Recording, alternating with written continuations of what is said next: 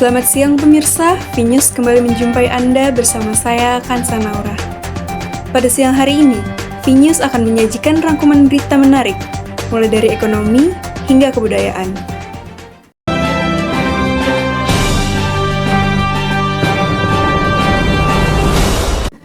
Berita pertama, pembukaan Gala Siswa Indonesia atau GSI Jenjang SMP tahun 2024 telah dilaksanakan pada Kamis 18 April 2024 di GOR Pajajaran. Gala Siswa Indonesia adalah ajang talenta di bidang olahraga yang diselenggarakan untuk peserta didik SMP. Penyelenggaraan mulai dari tingkat kecamatan, kota, dan nasional.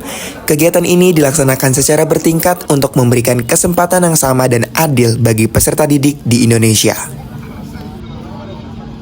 Dengan adanya GSI tahun 2024 ini, menurut saya bagus ya untuk anak-anak bisa berkompetensi untuk kedepannya, untuk lebih baik lagi, lebih maju lagi, lebih bersemangat lagi gitu. Melalui kegiatan ini diharapkan akan menghasilkan bibit-bibit yang unggul dan potensial terutama pada tingkat SMP. Tidak hanya itu, dengan adanya Gala Siswa Indonesia juga menjadi ajang pembuktian prestasi di bidang olahraga terutama sepak bola. Beralih ke berita selanjutnya. Dalam rangka memperingati hari jadi yang ke-25, pemerintah Kota Depok mengadakan puncak acara yang dilaksanakan pada Sabtu 27 April 2024 di Taman Alun-Alun Kota Depok. Acara yang mengangkat tema Harmoni untuk Negeri ini dihadiri oleh berbagai tamu undangan. Mulai dari wali kota, wakil wali kota, hingga ketua DPRD Kota Depok, acara puncak perayaan ini juga dibuka untuk umum. Dalam sambutannya, Wali Kota Depok menyampaikan beberapa informasi terkait dengan pencapaian yang baru saja diraih oleh Kota Depok. Tidak hanya itu, pada pelaksanaan puncak acara Kota Depok yang ke-25 ini, pihak penyelenggara mengundang berbagai macam UMKM yang ada di Kota Depok. Melalui acara ini, memberikan kesempatan kepada para penggiat UMKM untuk meningkatkan bisnis mereka. Kalau dampaknya karena saya pelaku UMKM, saya merasa sangat senang karena kami bisa memberikan pelayanan yang terbaik buat masyarakat dan kami pun mendapatkan keuntungan dari dampak UMKM seperti ini. Acara yang diisi berbagai kegiatan menarik ini juga memberikan hiburan terutama kepada masyarakat Kota Depok. Selain itu, Wali Kota Depok juga berharap di usia yang ke-25 ini, Kota Depok menjadi lebih dewasa dan berkembang lagi. Pasca pengumuman hasil keputusan Komisi Pemilihan Umum, beberapa pasar di Jakarta mulai memperjualbelikan figura foto Presiden dan Wakil Presiden 2024. Beberapa pasar yang ada di Jakarta, terutama di Jatinegara dan Pasar Baru, mulai menjual figura foto Presiden dan Wakil Presiden. Keputusan hasil KPU atau Komisi Pemilihan Umum yang keluar pada Senin 22 April 2024 kemarin memberikan dampak kepada para penjual figura foto. Banyak sih, banyak banget dampaknya. Apalagi masalah penjualannya lumayan meningkat jauh. Lumayan itu. Dan produksinya jadi setiap harinya apakah ada selalu produksi yang ini kayak gini nih, udah DP. Iya, banyak, tiap hari banyak. Dari pagi udah 27 set. Menurut Fatur Rahman, dampak dari pemilu presiden tahun ini terhadap penjualan figura foto presiden dan wakil presiden meningkat hingga 100%. Sebelum diumumkan keputusan Mahkamah Konstitusi, figura foto pun sudah banyak dipesan. Para pelanggan tidak hanya memesan secara langsung, tetapi juga melakukan pesanan melalui online. Selanjutnya, kami akan mengajak Anda menyaksikan rangkuman berita VNews edisi Jalan-Jalan. Pada VNews edisi Jalan-Jalan, kami akan mengajak Sobat VNews berjalan-jalan sambil mendapatkan pengetahuan, mulai dari bidang pertanian, wisata, hingga kebudayaan. Simak berita selengkapnya dalam VNews edisi Jalan-Jalan. Teknik menanam hidroponik menjadi tren terutama di bidang pertanian seperti saat ini.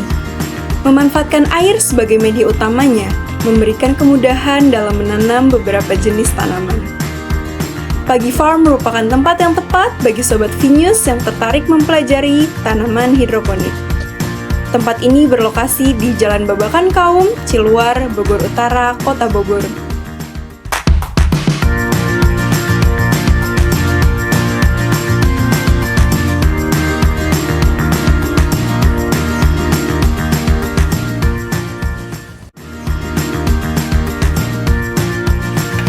selamat pagi pemirsa. Saat ini saya sedang berada di Pagi Farm, yang mana merupakan tempat budidaya sayuran hidroponik.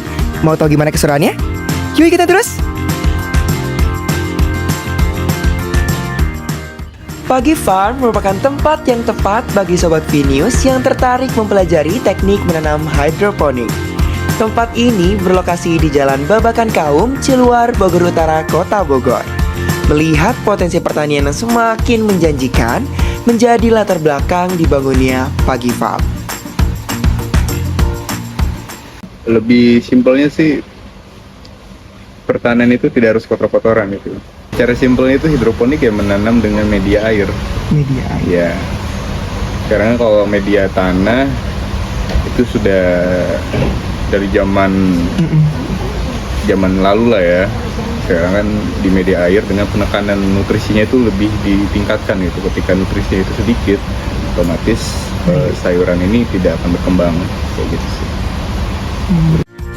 Sobat Vinius, tahu nggak sih teknik menanam hidroponik merupakan metode bercocok tanam yang dilakukan tanpa menggunakan media tanah. Teknik ini memanfaatkan air sebagai media utamanya. Tidak hanya itu, air yang digunakan pun juga sudah diberi larutan nutrisi yang lengkap untuk pertumbuhan dan perkembangan tanaman agar menjadi lebih optimal. Jika Sobat Vinius berkunjung ke Pagi Farm, Sobat Vinius akan disuguhkan beragam tanaman hidroponik yang subur dan segar. Mulai dari kangkung, pakcoy, selada, kale, dan masih banyak lagi. Pagi Farm tidak hanya menjadi tempat budidaya penanaman sayuran hidroponik saja loh. Tempat ini juga menyediakan pelatihan dasar budidaya menanam hidroponik bagi semua kalangan. Pagi Farm juga menyediakan 2 paket, mulai dari paket kepelatihan dan paket reguler. Biaya yang harus dikeluarkan pengunjung pun cukup beragam, tergantung jenis paket yang akan dipilih. Terdapat 2 paket di tempat ini, paket kepelatihan dan paket reguler. Paket kepelatihan dikenakan biaya mulai dari 500.000, sementara untuk paket kunjungan reguler dikenakan biaya mulai dari 150.000. Paket kepelatihan yang tersedia akan mempelajari dasar-dasar tentang pertanian modern yang bersih serta efisien oleh para ahli dari tim Pagi Farm. Untuk paket kunjungan, Sobat Vinius akan mendapatkan pengalaman menanam dan memanen hasil tanaman hidroponik dengan disuguhkan pemandangan tanaman hidroponik yang subur dan segar. Nah, bagi Sobat Vinius yang tertarik memulai menanam sayuran menggunakan teknik hidroponik di rumah masing-masing, ada beberapa bahan dan alat yang harus disediakan oleh Sobat Vinius. Yang paling terutama itu ya media tanamnya ya, secara DFT, kolam apung ataupun NFT. Dan ada juga rockwool, benih, sama nutrisi. Itu aja. Teknik menanam hidroponik memiliki beberapa kelebihan. Melalui teknik ini, Sobat Vinius dapat merasakan manfaatnya. Sayuran dari hasil hidroponik memiliki nutrisi yang lebih banyak. Selain itu, teknik menanam hidroponik dapat melindungi lingkungan dan mengurangi jejak karbon. Melalui teknik ini pun tidak perlu menunggu waktu lama untuk memanen. Manfaat terakhir dari teknik menanam hidroponik adalah dapat menanam dengan lebih mudah dan praktis.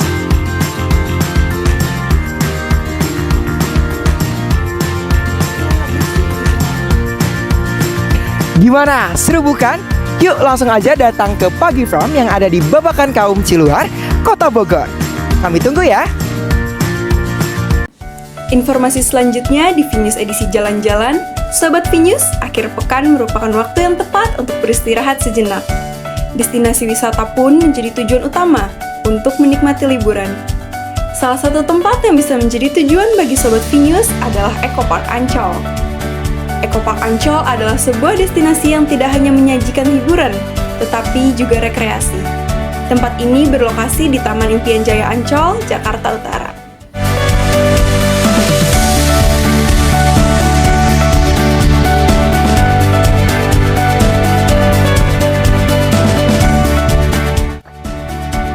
Halo Sobat Vinius, kalian main ke Ancol cuma tahu Dufan dan SeaWorld aja. Sini Amal ajak ke Eco Park, tempat yang asri di Jakarta Utara. Mau tahu gimana keseruannya? Yuk kita terus. Eco Park Ancol adalah sebuah destinasi yang tidak hanya menawarkan hiburan saja, tetapi juga rekreasi. Tempat ini berlokasi di Taman Impian Jaya Ancol, Jakarta Utara. Kawasan ini memiliki luas lahan hampir 34 hektar dan merupakan hasil dari mengalihfungsikan Padang Golf Ancol menjadi ruang terbuka yang menggabungkan nilai-nilai edukasi dan petualangan. Tempat wisata ini mengusung gaya hidup hijau dan sehat. Pengunjung akan dimanjakan oleh hijaunya pemandangan yang ada di Eco Park Ancol, terlebih letaknya yang berada di tengah kota Jakarta. Untuk Eco Park sendiri, kita nih sebagai taman yang mengelilingi gitu ya Kak. Di Ancol ini fungsinya sebagai lari, biasanya untuk pengunjung. Ada di sini ada beberapa wahana seperti flying fox, terus ada archery, terus di sini ada bebek-bebekan, dan ada learning farm kita. Untuk jam operasionalnya untuk kita di wahana itu jam 6 sampai jam 2 di weekend. Kalau di weekday kita nggak ada. Ya, tapi kalau misalnya Eco Park sendiri kita buka dari jam 6 sampai jam 5 sore. Nah, ada beragam wahana yang bisa Sobat Vinius nikmati ketika berada di Eco Park Ancol, mulai dari flying fox, archery, dan swan speedboat. Kurang afdol rasanya kalau tidak mencoba salah satu wahana yang ada di sini. Nah, sekarang Amar mau main swan pedal boat yang ada di Eco Park. Yuk ikutin terus. Sekarang Amar mau mencoba wahana swan speedboat. Untuk mencoba wahana ini, Sobat Vinius hanya perlu mengeluarkan biaya sebesar Rp35.000 saja. Setelah membayar, Sobat Vinius dapat menikmati wahana ini selama 15 menit. Sobat Vinius juga bisa memberi makan hewan yang ada di Eco Park Ancol loh. Untuk pakannya sendiri dikenakan biaya sebesar Rp10.000 per pakannya. Hewan yang ada di tempat ini pun cukup beragam. Sobat Vinius bisa memberi makan ikan dan rusa. Oh iya, tidak hanya itu, Sobat Vinius juga bisa melihat rusa tutul yang merupakan satwa yang dilindungi. Selain dapat menikmati semua wahana yang ada di Eco Park Ancol, Sobat Vinius juga bisa berolahraga di sini karena Eco Park Ancol juga menyediakan taman fitness yang bisa digunakan oleh pengunjung. Bagi Sobat Vinius yang penasaran oleh jam operasional Eco Park Ancol, Sobat Vinius bisa berkunjung dari pukul 6 pagi sampai 5 sore. Tentunya destinasi ini dibuka setiap harinya. Jadi, jika Sobat Vinius tertarik merasakan udara segar di tengah kota Jakarta, berwisata sambil edukasi atau sekedar berolahraga di sejuknya Eco Park Ancol, destinasi ini layak dikunjungi oleh Sobat Vinius. Terlebih, Sobat Vinius tidak perlu mengeluarkan banyak biaya untuk menikmati rimbun dan sejuknya destinasi Eco Park Ancol.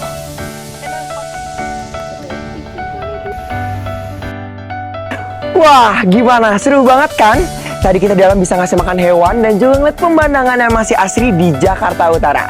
Buat teman-teman yang mau langsung datang aja bisa ke Eco Park yang ada di Ancol. See you!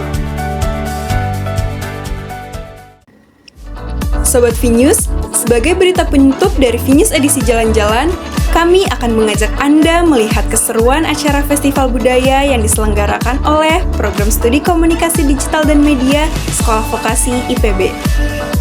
Kegiatan ini dilaksanakan pada Minggu, 19 Mei 2024. Festival ini dilaksanakan di alun-alun Kota Bogor. Penasaran dengan keseruannya? Yuk simak informasi ini di Vinius edisi Jalan-Jalan.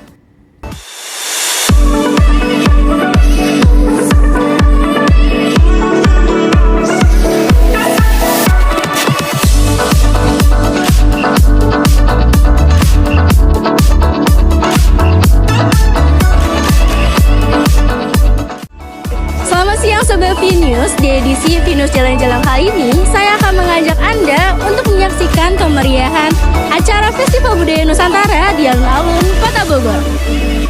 Sekedar informasi tambahan, kegiatan ini dilaksanakan oleh teman-teman semester 2 Program Studi Komunikasi Digital dan Media. Yuk ikutin terus! Nah, pada kesempatan kali ini, kita akan menyaksikan penampilan dari kelompok Sumatera Selatan. Penasaran bagaimana keseruannya? Berikut liputannya. Festival Budaya merupakan event tahunan yang diselenggarakan oleh Program Studi Komunikasi Digital dan Media. Pada tahun ini, acara Festival Budaya Nusantara 15 juga diselenggarakan di alun-alun Kota Bogor. Kegiatan ini merupakan bagian dari implementasi Project Based Learning khususnya untuk Program Studi Komunikasi Digital dan Media. Kegiatan ini terbagi menjadi 20 kelompok budaya kecil. Nah, di kesempatan kali ini, kami akan mengajak Sobat Fit News untuk mengikuti persiapan kelompok kecil budaya Sumatera Selatan. Yuk ikutin terus Fit News di edisi Festival Budaya Kelompok Kecil Sumatera Selatan. Mendapatkan kebudayaan Sumatera Selatan merupakan sebuah kebanggaan tersendiri bagi kelompok Sumatera Selatan. Pada Festival Budaya Nusantara yang ke-15, kelompok ini mengangkat ragam kebudayaan khas Sumatera Selatan.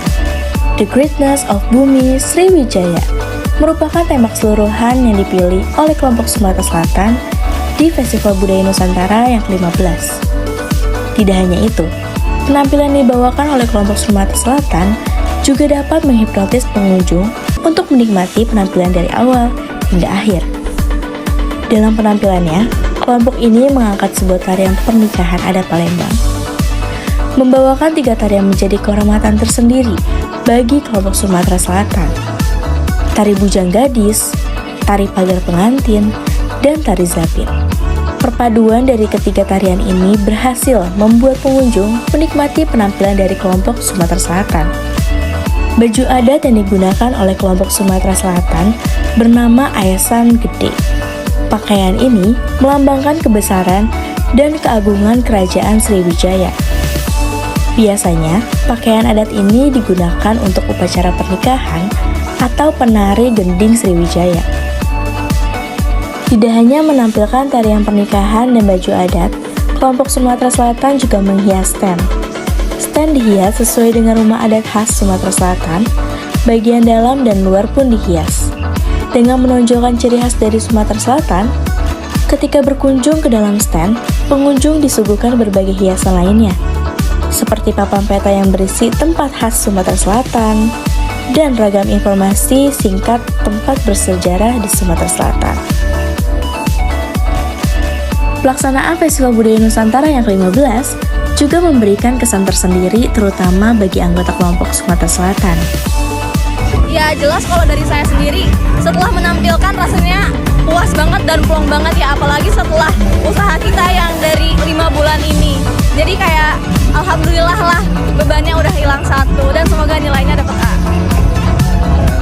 Udah lega banget ya karena persiapan tadi juga udah dimention juga, persiapan 5 bulan, terus banyak ups and down, ada drama anggota, ada yang pokoknya banyak suka duka sih, dan alhamdulillah sekarang terlaksana dengan baik, jadi udah lega.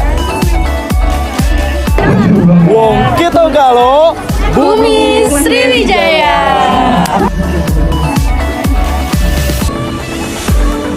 Gimana? Seru bukan acara Festival Budaya Nusantara yang diselenggarakan oleh Program Studi Komunikasi Digital dan Media.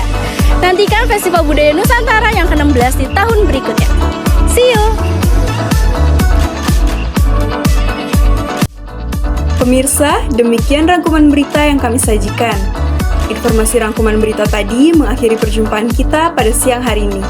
Saya Kansa Naura, mewakili seluruh tim Finnews yang telah bertugas, pamit undur diri. Selamat siang, selamat beraktivitas, dan sampai jumpa.